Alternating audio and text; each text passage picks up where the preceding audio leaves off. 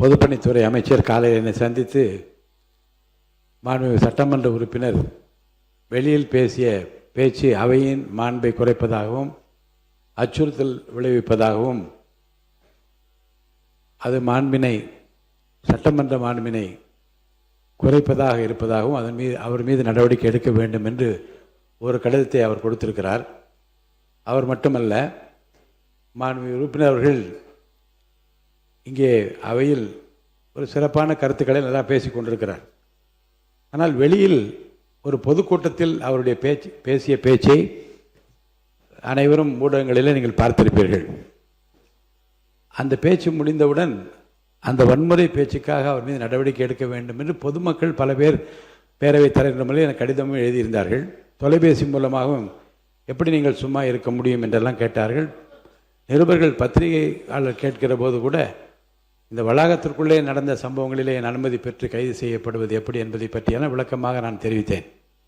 ஆனால் இதிலே மிகவும் மனமும் வருந்துகிற ஒரு செய்தி என்ன என்றால், மாண்புமிகு உறுப்பினர் இந்த அவையில் இப்போது எல்லோரும் ஆளுங்கட்சியை சேர்ந்தவர்கள் எல்லாரும் ரொம்ப உன்னிப்பாக அவருடைய பேச்சை ஆர்வமாக கேட்கக்கூடிய அளவுக்கு இங்கே தரமான ஒரு பேச்சாக பேசுகிறார் என்று பார்த்து கொண்டு இருக்கிறோம். ஆனால் வெளியில் அவர் பேசிய பேச்சு என்பது என்னை போன்ற உங்களை போன்ற அனைவருடைய மனதினை வருத்தத்தை ஏற்படுத்தியது. என்ன சொன்னார்னா, சட்டமன்றத்துக்குள்ளே வச்சு பார்த்துக்கிறோம்டா, நாங்கள் என்ன கோமாளி பயன் நினச்சிட்டு இருக்கியா?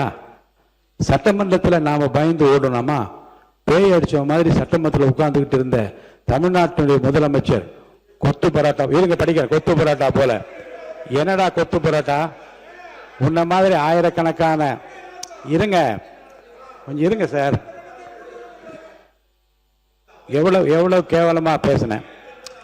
இவன் மந்திரிகள் அத்தனை பேரும் குற்றவாளிகள், இவன் தான் ஊழலுடைய மொத்த உருவம் தமிழ்நாடு முதலமைச்சர். இதுதான் அவருடைய பேச்சினுடைய ஒரு சாராம்சம். நான் என்ன சொல்றேன், இருங்க, இது குறித்து ஏற்கனவே வழக்கு பதிவு செய்யப்பட்டு வழக்கு நீதிமன்றத்துக்கு உள்ள நான் போகலை.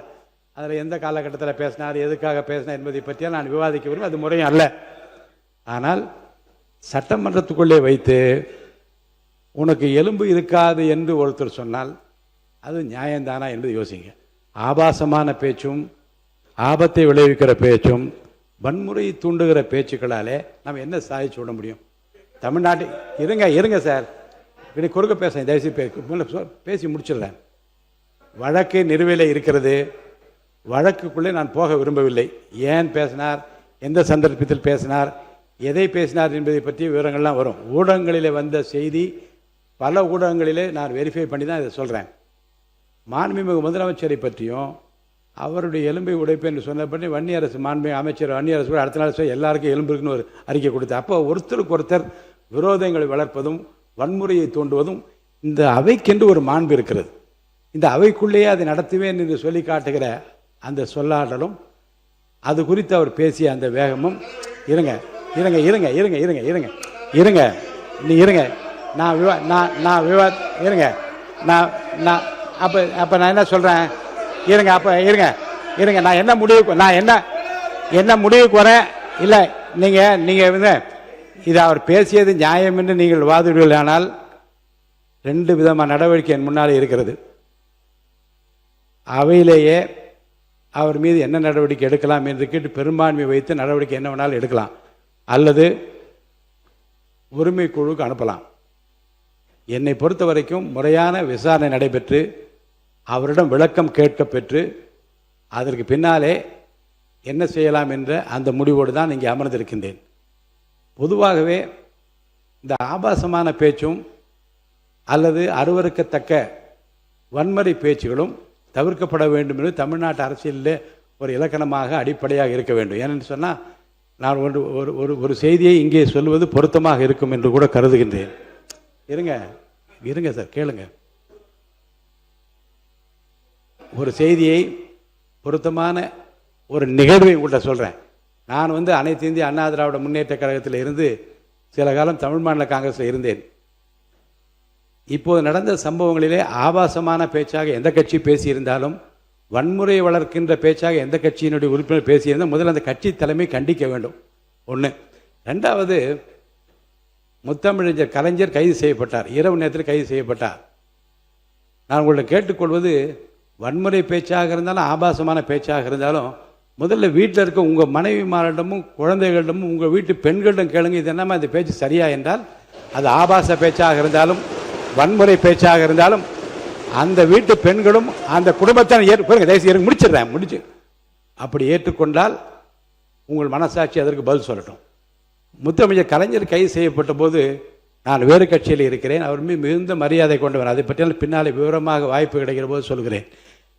காலையில் என் மனைவியோடு நான் சொன்னேன், ரொம்ப காலையில் அந்த காட்சியை பார்த்தோடு நான் கலங்கி விட்டேன் என்று சொன்னேன். இப்போ என் மனைவி சொன்னார்கள், இவ்வளவு பெரிய வயதானவர், அவர் என்ன ஓடியா போயிட போகிறாரு, எதற்காக இரவு நேரத்தில் கைது செய்ய வேண்டியது தவறு என்று என் மனைவி சொன்னார்கள். அவர்கள் புரட்சித் தலைவர் மீது அவ்வளவு ஆழ்ந்த பற்று கொண்டவர்கள், இந்த கட்சி மீது அவ்வளவு ஆழ்ந்த நம்பிக்கையும் உறுப்பினராக இருந்தவர்கள். அந்த வார்த்தையை அவர் சொல்லிவிட்டு இதெல்லாம் தப்புங்க என்று சொன்னார்கள். உடனே மரியாதைக்குரிய மூப்பனார் அவரிடம் நான் தொலைபேசியில் சொன்னேன், இது குறித்து உடனடியாக நீங்கள் அறிக்கை கொடுக்க வேண்டும் என்று நான் சொன்னேன். கொடுக்க வேண்டும் என்று நாங்கள் சில பேர், கொடுக்க வேண்டாம் என்று சில பேர். ஆனால் இறுதியில் நான் இல்லத்தில் அமர்ந்து சொன்னேன், பொருள் எதுவாக இருந்தாலும் வழக்கு எதுவாக இருந்தாலும் ஒரு வயது முதிர்ந்தவரை, இந்த தமிழ்நாட்டுக்கு இவ்வளவு உழைத்தவரை இரவு நேரத்தில் கைது செய்து அழைத்து போனது தவறு. அந்த தவறை நீங்கள் சுட்டிக்காட்டாவிட்டால் யார் சுட்டிக்காட்ட முடியும் என்று அறிக்கை கொடுக்க வைத்தேன். இதை நான் சொல்வதற்கு காரணம் என்ன என்று சொன்னால், தவறு எங்கே நடந்தாலும் அந்த கட்சி தலைமை கண்டிக்க வேண்டும். அதுவும் வன்முறை வளர்க்கிற பேச்சாக இருந்தால் அதுக்கு அவர் கண்டிப்பை தெரிவிக்க வேண்டும். அதே போன்று குறிப்பாக தமிழ்நாட்டு அரசியல் இந்திய நாடே இன்றைக்கு பார்த்து கொண்டே இருக்கிறது. இங்கே இருந்து தான் கண்ணியமும் கௌரவமும் பாரம்பரியம் நம்முடைய பண்பாடும் இன்று இந்தியா மொத்தம் கொஞ்சம் கொஞ்சமாக நம்மை பற்றி மக்கள் தெரிந்து கொண்டு ஊடகங்கள்லாம் வளர்ந்து வருகிற போது நாம் யார் என்பதை இந்திய நாடே பார்த்து கொண்டிருக்கிற நிலையில் ஆபாச பேச்சுக்களை தவிர்க்க வேண்டும், வன்முறை தவிர்க்க வேண்டும். நம்முடைய மாமன்ற உறுப்பினர் மார்க்கண்டேயன் அவருடைய அந்த பிரச்சனை பற்றி இங்கே எழுப்பியிருக்கின்ற காரணத்தினாலே அவை உரிமைக்குழு இப்போது இல்லை, அவை உரிமைக்குழு அமைக்கப்படட்டும். அப்படி அமைக்கப்பட்ட பிறகு அவரிடம் உரிய விளக்கம் கேட்கப்பட்டு இந்த பிரச்சனையை நான் அவை உரிமைக்குழுக்கு அனுப்பிவிடுகிறேன்.